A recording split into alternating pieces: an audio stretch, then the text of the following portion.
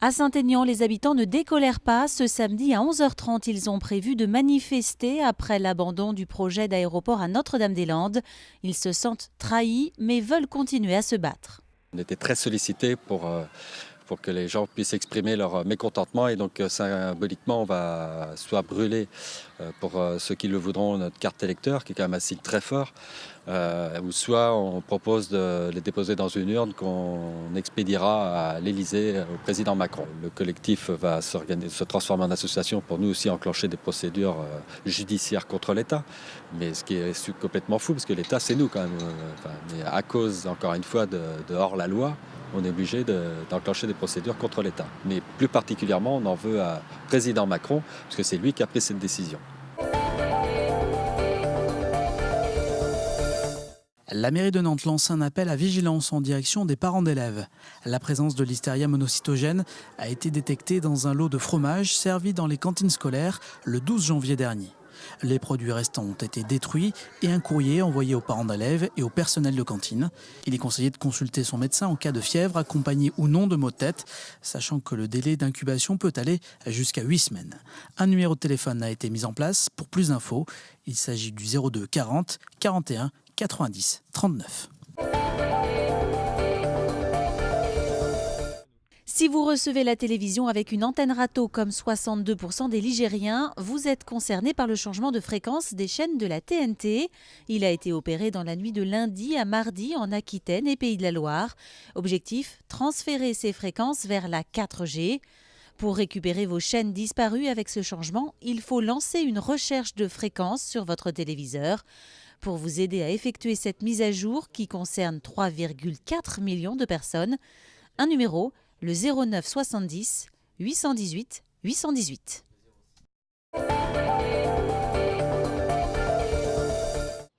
Un match fou, mais à la fin, la défaite pour le FC Nantes. Les Canaries ont été sortis de la Coupe de France hier soir à domicile par Auxerre, une équipe de Ligue 2. Olivier Caillé. C'est incroyable parce qu'il n'est pas possible de donner les buts. Claudio Ranieri n'en revient toujours pas. Il ne s'explique pas comment son équipe a pu se retrouver menée 3-0 à la demi-heure de jeu face au 12e de Ligue 2 à la Beaujoire. C'est incroyable aussi parce que jamais nous avons fait très buts, jamais nous avons fait beaucoup d'occasions. Je pense que ce soir nous avons fait plus d'occasions de buts que tous les championnats. Un vrai paradoxe pour des Canaries dominateurs durant la première période et qui vont malgré tout réussir à revenir dans la partie. Par Thomasson avant la pause, grâce à Dubois puis Thomasson de nouveau. C'est très difficile à expliquer le match de ce soir parce que on est mené 3-0 au bout de 30 minutes, on revient à 3-3. On a l'impression qu'on peut gagner le match avec franchement sans manquer de respect à l'adversaire avec 5-6 buts d'écart et au final on perd le match.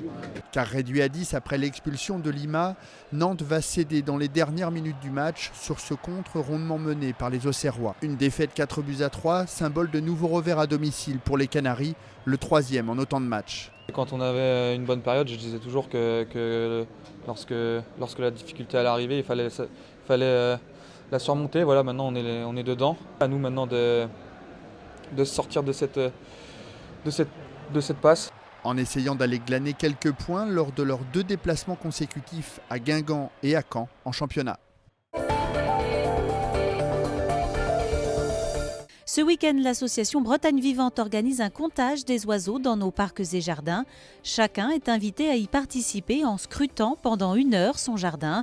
Pour identifier au mieux les oiseaux, une séance d'initiation avait lieu dimanche dernier au parc de Procé. Olivier Caillé. On va monter un petit peu là, puis on ira dans les endroits boisés là, au nord du parc. Là, ça sera peut-être mieux pour écouter, on sera à l'abri. Dimanche après-midi, Olivier Gann a enchaîné les visites au parc de Procé. Son but, observer et écouter les différents oiseaux qui fréquentent cet écrin de verdure nantais. On entend autre chose. Une grive musicienne. Là on en entend. L'objectif de cette journée, c'est de montrer aux gens quelles espèces on peut trouver dans son jardin pour pouvoir ensuite, la semaine prochaine, les compter pour l'organisation du comptage des oiseaux des jardins qui est fait au niveau régional mais aussi au niveau national.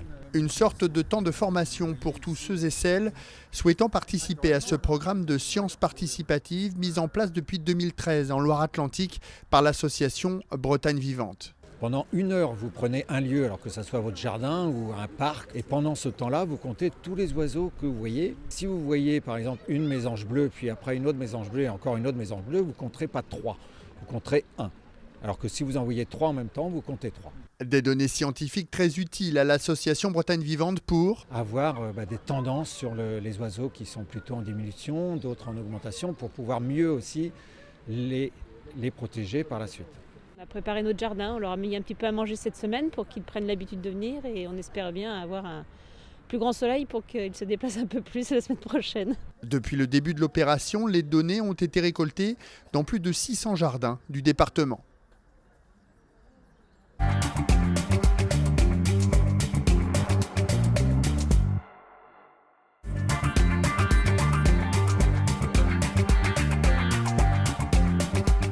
C'est une innovation inversée, c'est-à-dire qu'en fait ça vient des pays du Sud qui n'ont jamais pensé l'innovation microcrédit sans penser la microépargne.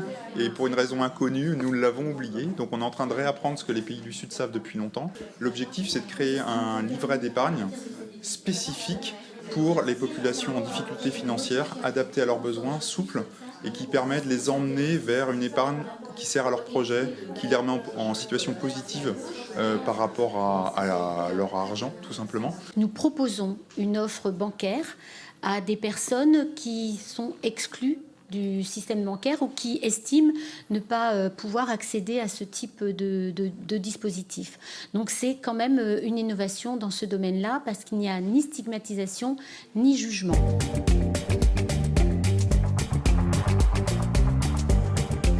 Quelqu'un qui peut bénéficier de cette micro-épargne eh bien, sera accueilli au CCAS par un conseiller solidaire.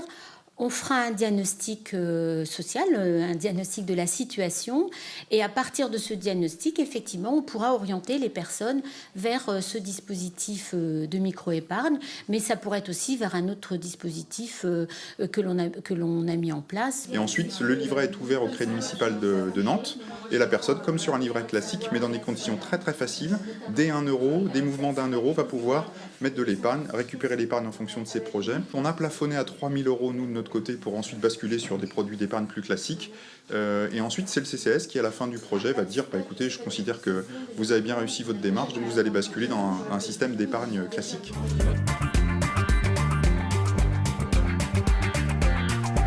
Cela évite effectivement que soit les gens basculent dans du malendettement ou dans une précarité encore plus grave, soit puissent aussi se projeter avec leur famille sur un projet quelconque, pouvoir changer un équipement, une machine à laver, se dire que tiens, on pourrait partir en vacances une semaine avec les enfants, etc., etc. C'est un peu contre-intuitif quand on a peu d'argent de pouvoir épargner, les remettre en position de s'imaginer qu'elles peuvent le faire, c'est un point très important.